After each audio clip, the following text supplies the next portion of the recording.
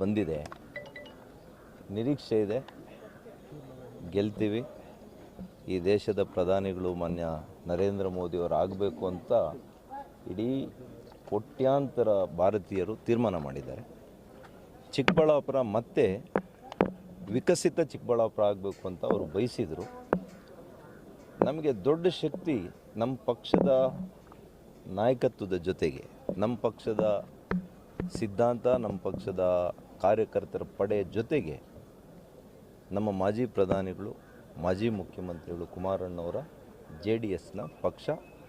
ಅವರು ಭಾಳಷ್ಟು ಒಂದು ಮೈತ್ರಿ ಅಭ್ಯರ್ಥಿ ಅಂತ ಅವ್ರು ನೋಡಲಿಲ್ಲ, ಅದೇ ಪಕ್ಷದ ಅಭ್ಯರ್ಥಿ ಅನ್ನೋ ರೀತಿಯಲ್ಲಿ ಅವರು ಪ್ರಾಮಾಣಿಕವಾದಂಥ ದುಡಿಮೆಯನ್ನು ಮಾಡಿದ್ದಾರೆ.